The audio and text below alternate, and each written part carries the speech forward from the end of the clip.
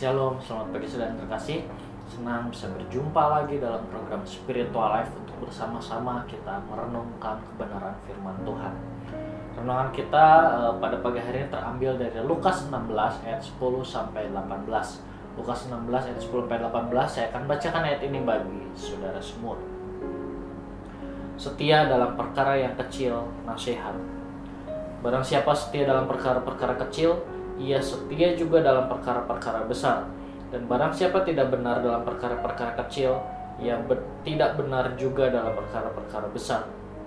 Jadi, jikalau kamu tidak setia dalam hal mamon yang tidak jujur, siapakah yang akan mempercayakan kepadamu harta yang sesungguhnya? Dan jikalau kamu tidak setia dalam harta orang lain, siapakah yang akan menyerahkan hartamu sendiri kepadamu? Seorang hamba tidak dapat mengabdi kepada dua tuan, karena jika demikian ia akan membenci yang seorang dan mengasihi orang yang lain, atau ia akan setia kepada yang seorang dan tidak mengindahkan yang lain. Kamu tidak dapat mengabdi kepada Allah dan kepada Mammon. Semuanya itu didengar oleh orang-orang Farisi, hamba-hamba uang itu, dan mereka mencemooh dia. Lalu ia berkata kepada mereka, "Kamu membenarkan diri di hadapan orang, tetapi Allah mengetahui hatimu. Sebab apa yang dikagumi manusia dibenci oleh Allah."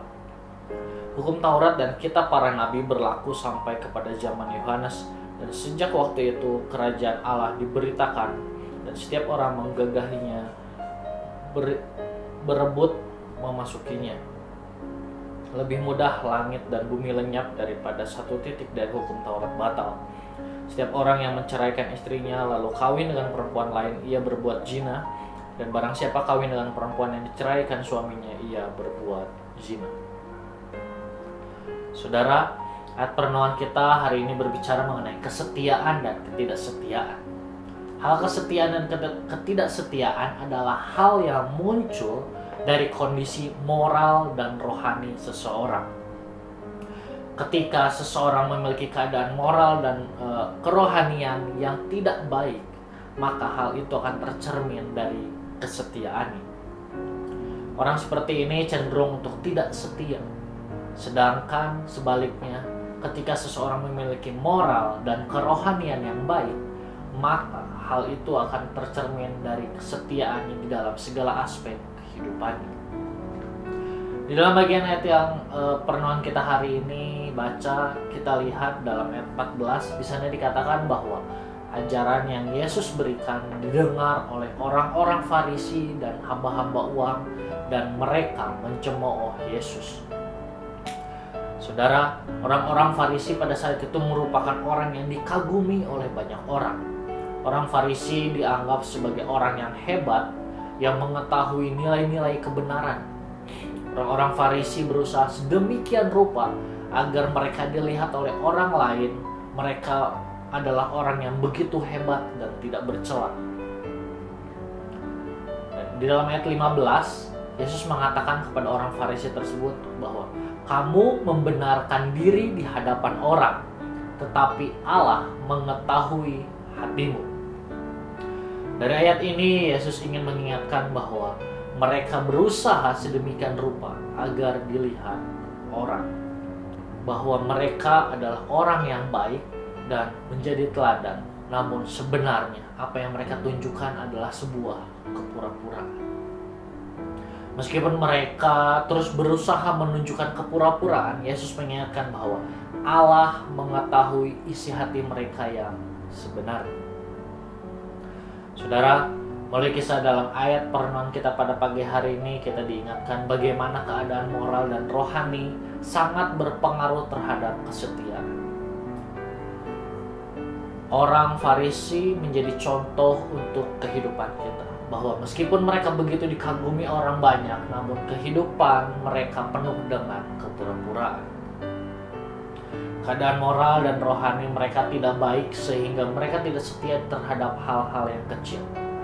Oleh karena itu, marilah setiap kita membenarkan keadaan moral dan rohani kita, sehingga setiap kita dapat setia di dalam setiap hal yang Tuhan berikan kepada kehidupan kita. Saudara, marilah mengambil waktu sejenak untuk merenungkan firman Tuhan yang baru saja kita dengar. Saudara, sudahkah kita memiliki moral dan kerohanian yang baik? Jika belum, marilah mengambil waktu sejenak untuk mendoakan hal tersebut.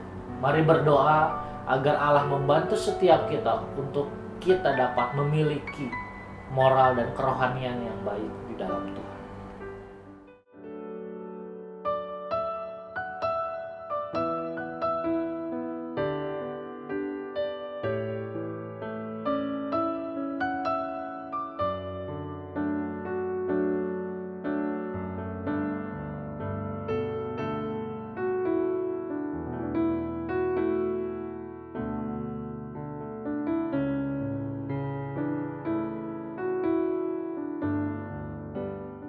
Mari kita berdoa.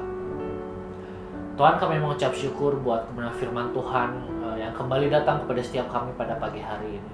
Dan melalui kebenaran firman Tuhan yang kami renungkan, kami mendapatkan sesuatu yang baru, mendapatkan sesuatu yang ingin Tuhan sampaikan kepada setiap pribadi kami masing-masing.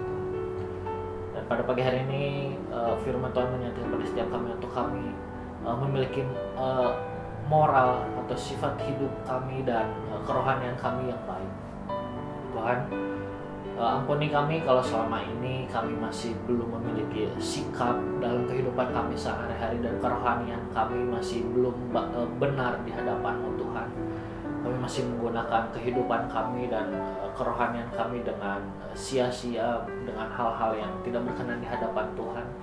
Ampuni kami Tuhan, dan kami meminta biar Tuhan menolong kami untuk kami mengubah kehidupan kami, sifat kehidupan kami dan kerohanian kami untuk lebih baik lagi Tuhan, sehingga melalui sifat moral dan kerohanian kami Tuhan, kami dapat menjadi anak-anak Tuhan yang setia di dalam segala hal yang Tuhan izinkan kami terima Tuhan. Tuhan, kami menyerahkan juga setiap aktivitas kami hari ini hanya dalam tangan-Mu. Di dalam nama-Mu kami sudah berdoa dan mengucap syukur. Haleluya. Amin. Selamat pagi, selamat beraktivitas. Tuhan Yesus berkati.